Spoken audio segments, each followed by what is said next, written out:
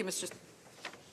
The honourable member for Vancouver Kingsway. Thank you, Mr. Speaker. And I would also like to take this opportunity to welcome the Pages to the House. I think they started this week, and they play a critical role in Canada's democratic chamber here, and I'd like to welcome them and wish them a wonderful year.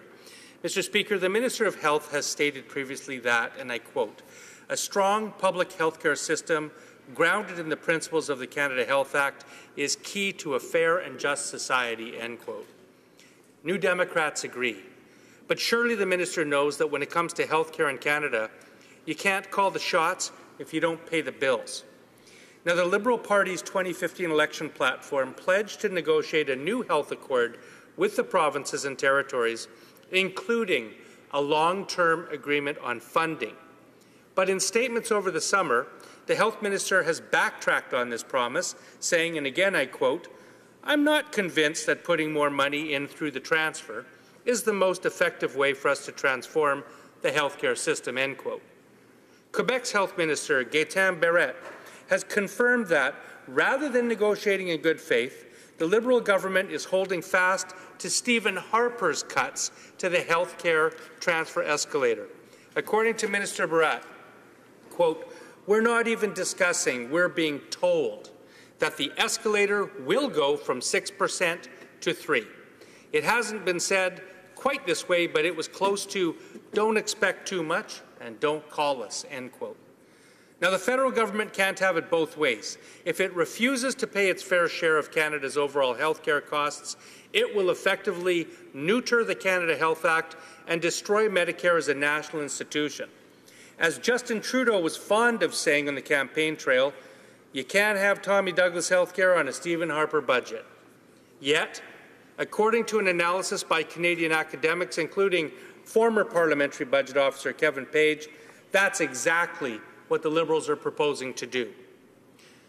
To quote Mr. Page, "Federal spending in this sector is projected to fall steadily over the long term, given the current program structure and weaker growth rate formula. In this regard, it is difficult to imagine the preservation of the principles of the Canada Health Act without more federal skin in the game," end quote.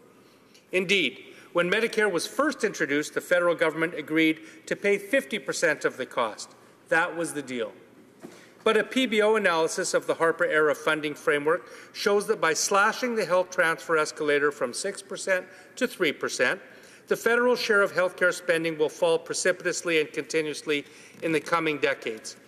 It is currently about 20%. Now, with Liberals planning to limit annual increases to 3% under the Harper formula, Ottawa will be transferring about $1.1 billion less in healthcare funding to the provinces next year alone. And by 2020, this will mean approximately $5 billion less devoted to healthcare every year. In total, the provinces estimate they will receive about $36 billion less in health transfers over the coming decade. Now, aside from the new health accord, the Liberal Party also made an immediate commitment during the election to invest $3 billion over 4 years to deliver more home care.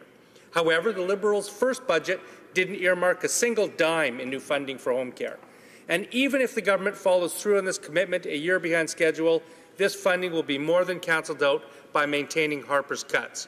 Mr. Speaker, the government is giving a little with one hand and taking a lot with the other. This means longer wait times, poorer patient care, more pressure for privatization, and that is no way to build Tommy Douglas healthcare. So my question is, will the government commit to negotiate a new health accord backed by federal dollars to actually improve patient care in Canada or not?